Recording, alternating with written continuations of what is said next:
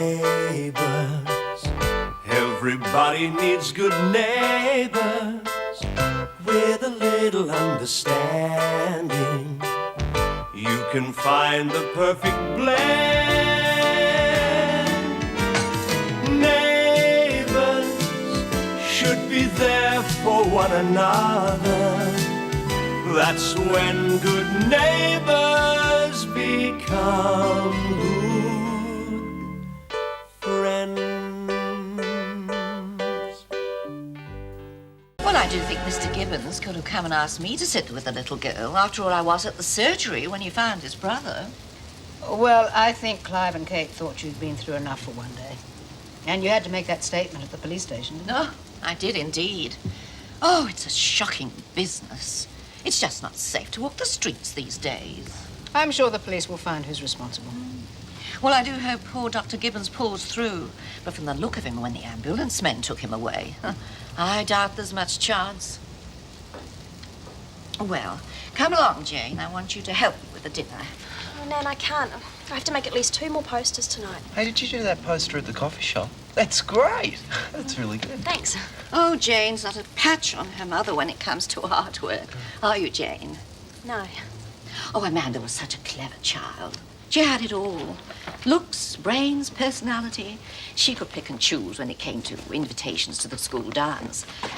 I'm afraid poor Jane won't enjoy the same success with the opposite sex. Jane's very bright. A lot of men respect that. Oh, don't you believe it, Mrs. Daniels? Men feel threatened if a woman shows that she's got more than space between the ears. I've told Jane that if she wants a steady boyfriend, then she's got to learn to keep her IQ well and truly under her hat. Well, I don't mind a girl with brains. And what would you know about it? I'd hardly describe Charlene Mitchell as genius material. Oh, Charlene's very bright, too, in her own way. Mm-hmm. Bright girls don't get themselves into trouble, Mrs. Daniels. Come along, Jane. See you, Scott and Mum. Yeah, see you, Jane. Good night, Jane. Oh, no wonder that girl's a mouse. With a grandmother like that, who needs enemies, eh? Any other distinguishing features? Scars, gold teeth, anything like that? No, I don't think so. Never mind, it's a good description and that always helps. Well, I think that's about it. You've been a very brave girl. Thank you, Constable. We'll see ourselves out. Right. Goodbye. I'd really like to get back to the hospital. Can I come with you? Sweetheart, you're much better off here with Uncle Clive. I'll try not to be long. That's right. You stay and keep me company. Okay. Dad's not going to die, is he? Oh, darling, Is he? Look, the hospital has some really top doctors. If anyone can help your dad, they can. I better go. You try to keep your Uncle Clive out of trouble, okay? You'll phone the minute there's any news, won't you? Yeah. Listen, remember that story I told you about the mouse who saved the lion from the hunter's net? Why don't I get Speedy Gonzales and we make up our own story? What's wrong? Little Vic, can you tell me why Vikki still looks so worried? She's scared the policeman won't be able to catch Alex Carter. He might come back. Listen, little Vic, you tell Vikki that the police will catch him. That's a promise. Anyway, there's no way he'd dare come back after what he's done. I hope they put him in jail forever. Yeah, so do I, sweetheart. So do I.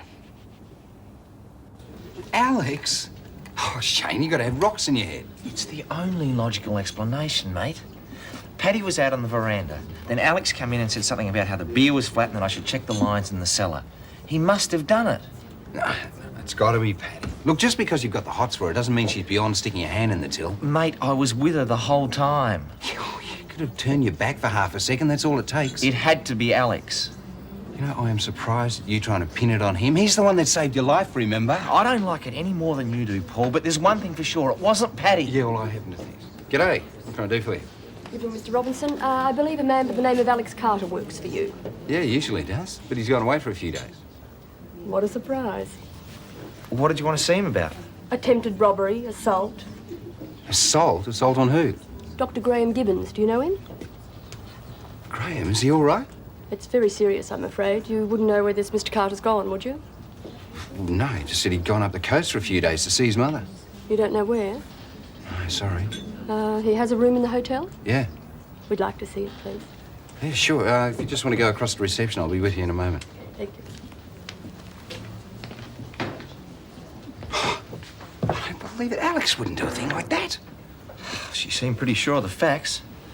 Oh, face it, Paul. If Alex is capable of bashing someone like Graham, he wouldn't lose any sleep over pinching some money from you.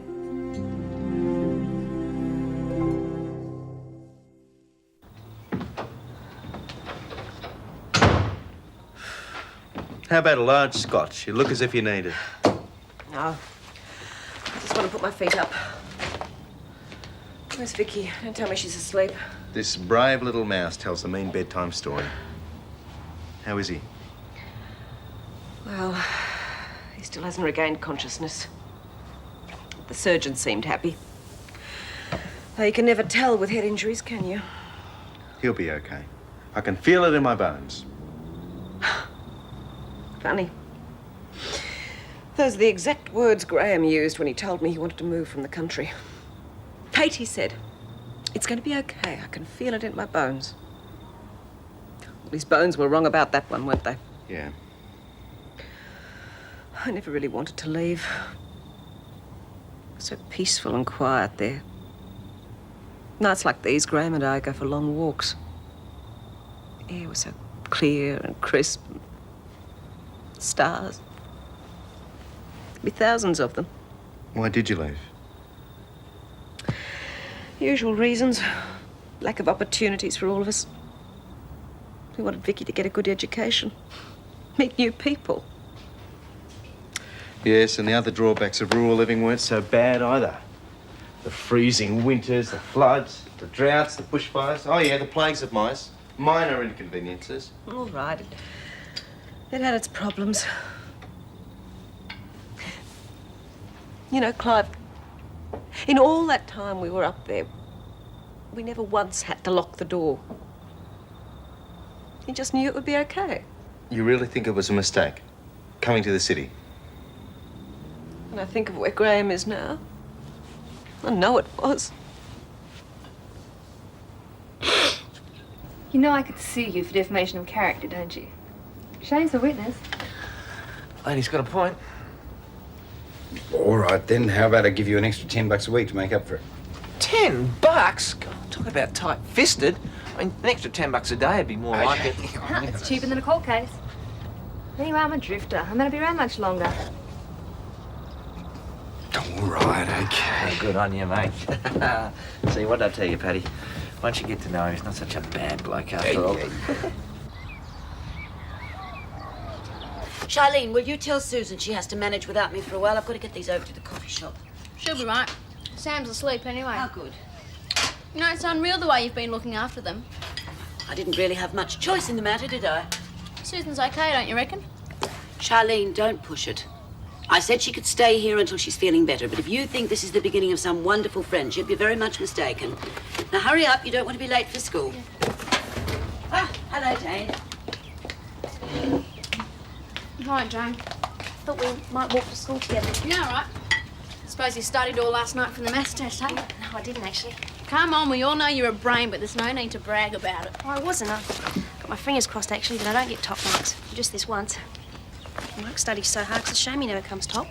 Oh, yeah. I figure he won't be so down on you if he beats you, hey? Come on, Jane, I know you're wrapped in him. Yeah. Oh, what's the use? Not much, I guess. You're not his type. Do you think I would be if I didn't beat him in the test? You can't do things like that just to get a guy's attention. Or would you? If Scott wouldn't look twice at you because he thought you were too smart. I don't know. Maybe. Passing HSC isn't that important to me.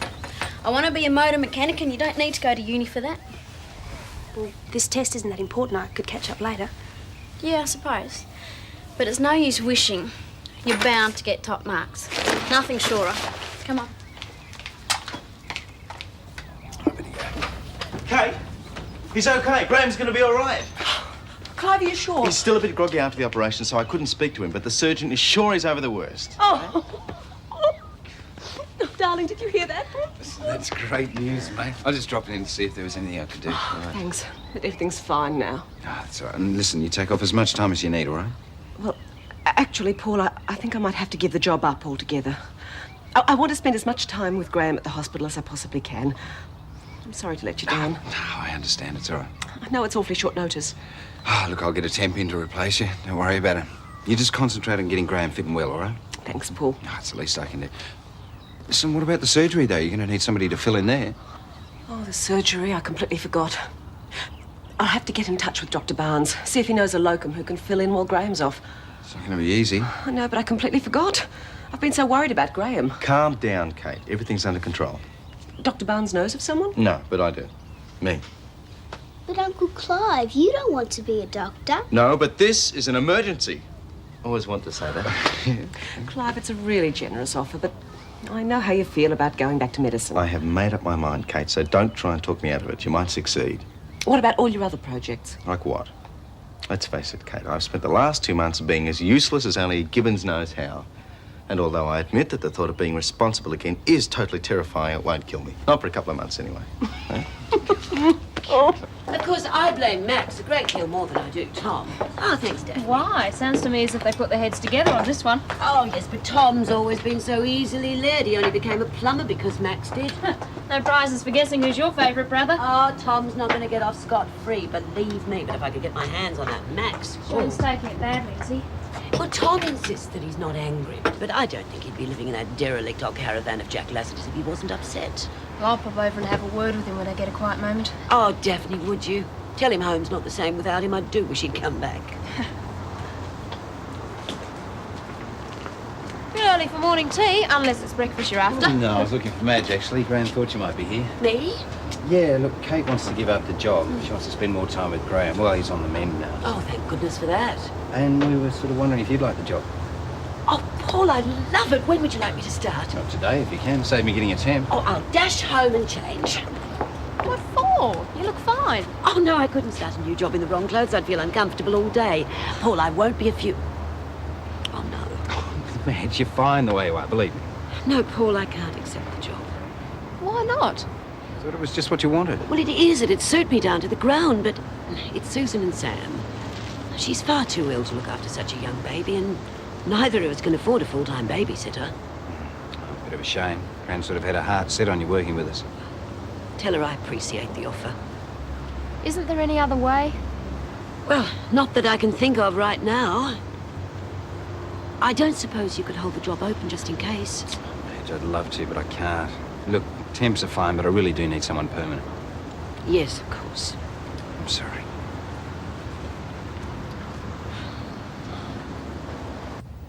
That floor's the killer to sleep on, isn't it? Not if you're used to roughing it, which you're obviously not. Oh, bull! Ha, you've had it too easy for too long. Oh, who says, eh? Okay, so now fix it. Oh. All right, I'll give in. Okay, all right.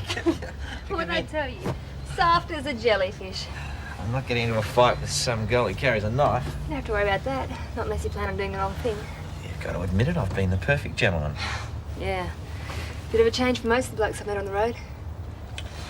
Is that good or bad? Oh, I'd say it's changed for the better.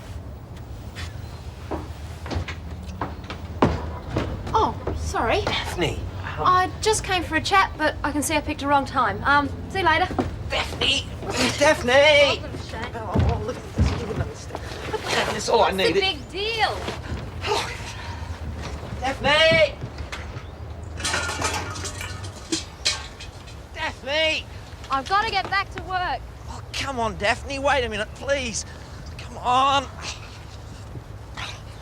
Look, I'm sorry about that, but you're the last person I expected to come barging in like that. For your information, Madge asked me to call in and see how you were. She thought you might be depressed. Ha!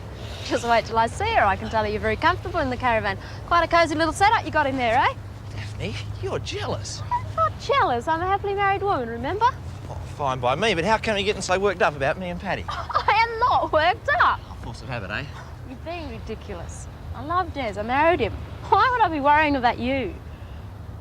Because once upon a time, you and I were pretty close. Well, I still care about you being happy, and it's nice to think you feel the same. Is it serious with Paddy? Known her for a while. How long? 5, 10 minutes. Wow, that long, eh?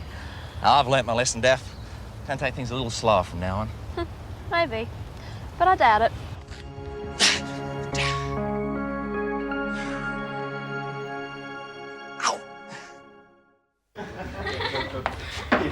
Well, I'm just so clever and that's all there is to it. What, you win the lottery or something? Oh, mate, better than that. He came first in the maths test, 92%. Oh, good on you, mate. Terrific. Well done. Never thought I'd do it, though. Well, this calls for free drinks. Go and sit down. I'll bring them over.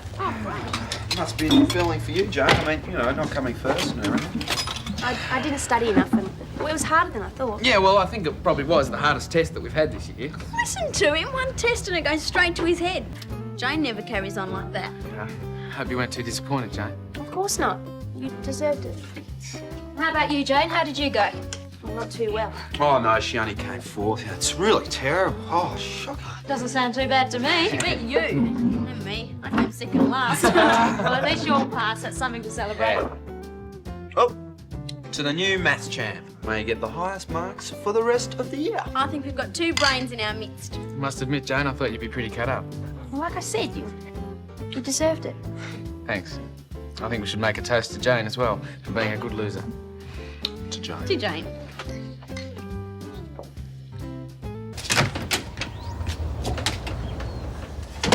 How's it going?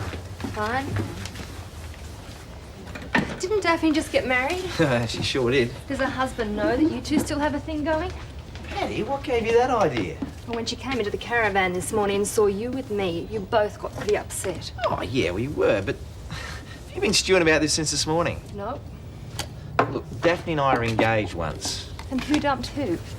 Sort of mutual, really. But you still hung up on her, right? I still care about her, yes. But she loves Des. I accepted that a long, long time ago.